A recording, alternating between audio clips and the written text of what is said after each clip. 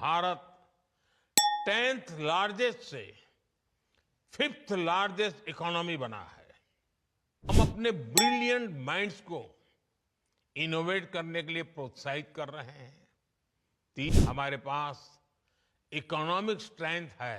भारत की energy ambitions 5 pillars पर खड़ी है।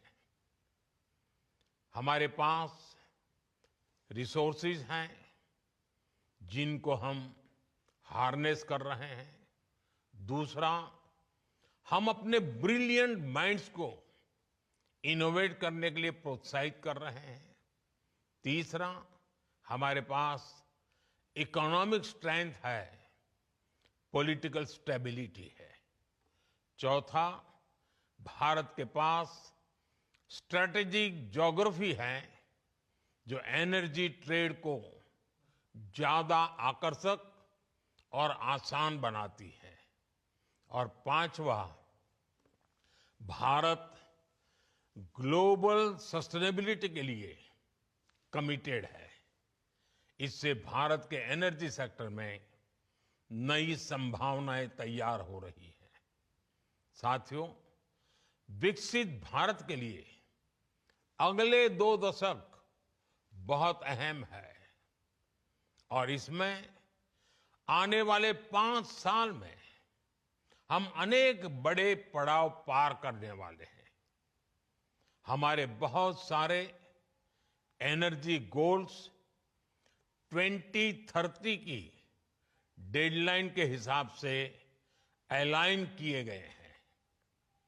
साल 2030 तक हम 500 gigawatt renewable energy capacity add करना चाहते हैं। साल 2030 तक भारतीय रेलवे ने नेट जीरो कार्बन एमिशन का टारगेट रखा है। साल 2030 तक हम हर साल 5 million metric ton green hydrogen कर सके, ये हमारा लक्ष्य है। हमारे ये टारगेट्स काफी एम्बिशियस लग सकते हैं, लेकिन बीते 10 साल में जो भारत ने हासिल किया है, उससे ये विश्वास पैदा हुआ है कि ये टारगेट्स भी हम जरूर हासिल कर लेंगे। फ्रेंड्स, बीते 10 साल में भारत 10th लार्जेस्ट से 5th लार्जेस्ट इकोनॉमी बना है। बीते 10 वर्षों में हमने अपनी सोलर एनर्जी जनरेशन कैपेसिटी को 32 टाइम्स बढ़ाया है। आज भारत दुनिया का तीसरा सबसे बड़ा सोलर पावर जनरेटिंग नेशन है। हमारी non fossil fuel energy capacity 3 गुना बढ़ी है। भारत G20 देशों में पेरिस समझौते के लक्ष्यों को पूरा करने वाला पहला देश है। भारत कैसे अपने लक्ष्य समय से पहले प्राप्त कर रहा है, इसका एक और उदाहरण है इथेनॉल ब्लेंडिंग। आज भारत 19% इथेनॉल ब्लेंडिंग कर रहा है।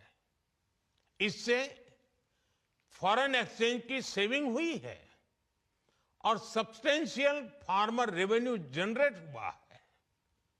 साथ ही CO2 एमिशंस में सिग्निफिकेंट कट भी आया है।